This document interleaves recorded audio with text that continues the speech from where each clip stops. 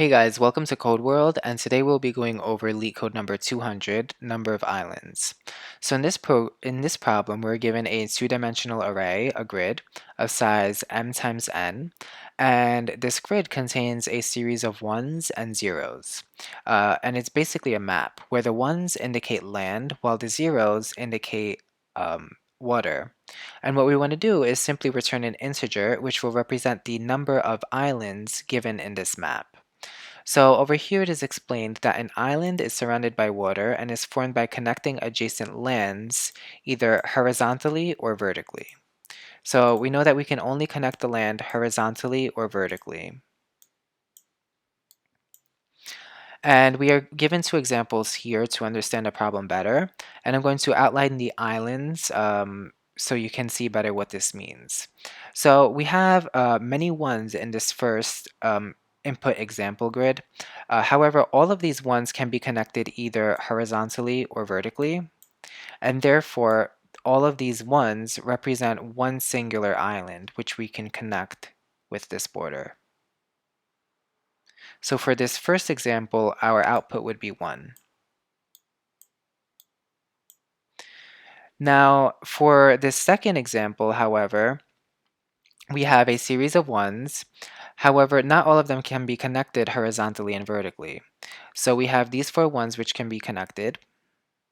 We have the second one in the middle, and we have this third group of ones at the end.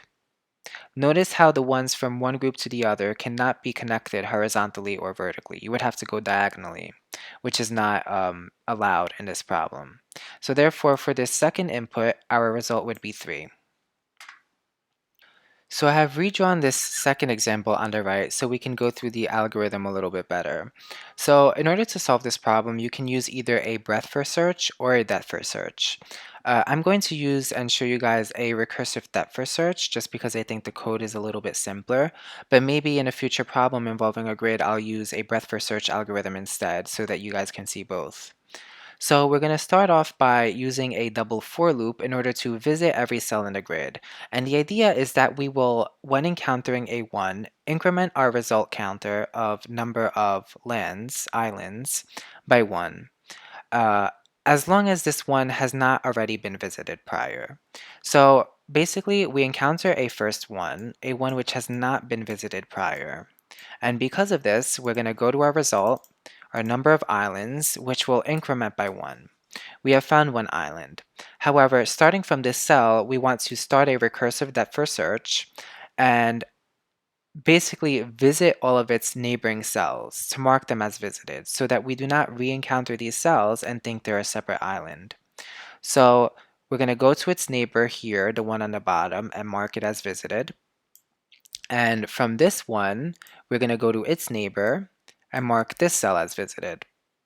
We're going to go back up to the first cell and mark its other cell as visited. And this recursive depth first search is basically going to allow us to visit all of the neighboring ones and mark them as visited so that when we continue with our for loops, we do not count these as new ones. So once done with the depth first search, we're going to continue going through each and every cell. So here we encounter now a second one. However, this one has already been visited, so we will not increment our result. We're going to go through these zeros, which will not allow us to start it up for search nor increase our result. We get back to these ones, which have also been visited, so we do not increment our result. We're going to continue on to our grid until we reach this other one. Now this other one is a new one, so it's going to allow us to increment our result by 1. And then we would start a depth first search on its neighboring cells. However, it does not have any horizontal or vertical neighbors, which are ones. So we would immediately break out of the depth first search and continue on it with our search. So again, here we have zeros. And then we have a final group of ones. This first one will allow us to increment our result by 1. But also we will start a depth first search to mark the neighboring ones as visited. So we would go to this neighboring one, we would mark it as visited.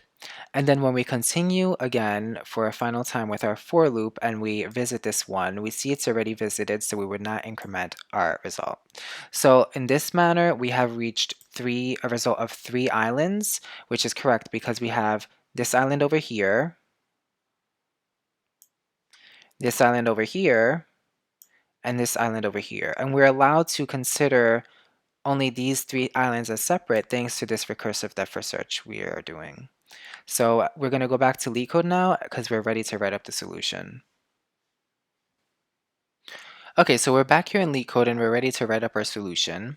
So we said the first thing we wanted to do was basically go through each and every element in the grid and check to see if it's a 1 which has not been visited prior. So in order to do this, I'm going to first create 2 variables to indicate the number of rows and columns in our grid. So we're going to say rows is the length of grid. Remember, this is a 2-dimensional array. And the number of columns is going to be the length of grid at index 0. Okay, so afterwards we can start our result. We're going to call it number of islands. I think that will be more clear, and initialize it to 0. And then we're going to go through every row and every column in our grid. So we're going to say for row in range length of grid, for a column in range length of grid. This is just basically a quicker way. Instead of doing 0 length of grid increments of 1. If you only want to put in 1 parameter, which is the final number, you could do that as well. And then we're going to check to see if this cell at grid row column is a 1. Now if it's a 1, what we said we're going to do is we are going to increment the number of islands by 1 so long as it is not visited, and then start a depth first search starting from that cell. So we're going to pass in the row and the column. And at the end, what we're going to do is return the number of islands. Now we have to write up this depth first search method, which will allow us to do the depth first search and mark the neighboring cells as zeros, and mark them as visited. So basically, we are going to have a second function. We could put it up here. We'll call it depth first search, and we said it's going to receive a row and a column. Now the first thing we want to do in this depth first search is make sure we are not going out of bounds from the grid.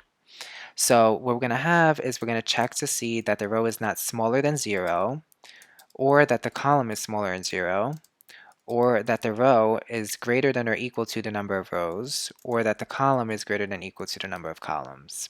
And if so, what we want to do is just return. Another thing is that if the grid at this position of row and column is not equal to a 1, we can also return. We can stop our depth first search because that means it's a 0 and we do not have to continue the depth first search along neighboring cells.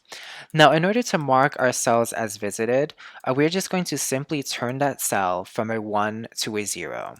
That way, when we go on along in our rows and columns in our for loops, having changed the neighboring cells to 0, this if statement will only execute if the cell had not been visited prior and it had not been changed to 0. And then afterwards, the last thing we're going to do in this function is to continue the depth first search on the 4 neighboring cells.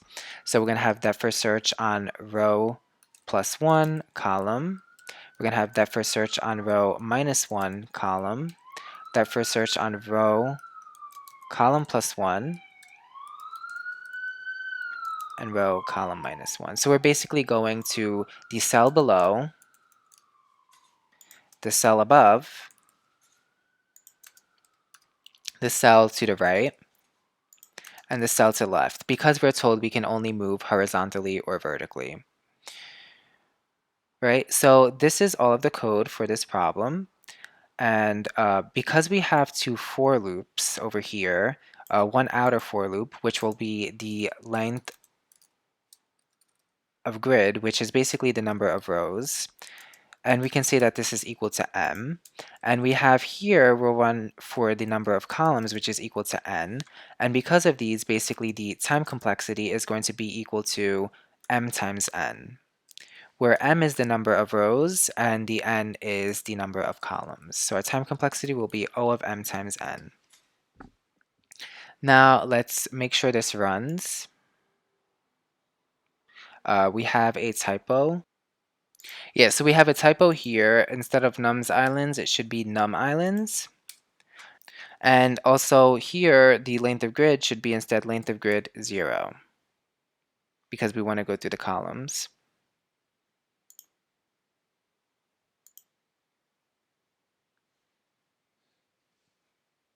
And yep, it submits. So thank you so much for watching this video. If you enjoyed it and found it helpful, please like the video and subscribe to my channel. I'll see you in the next one.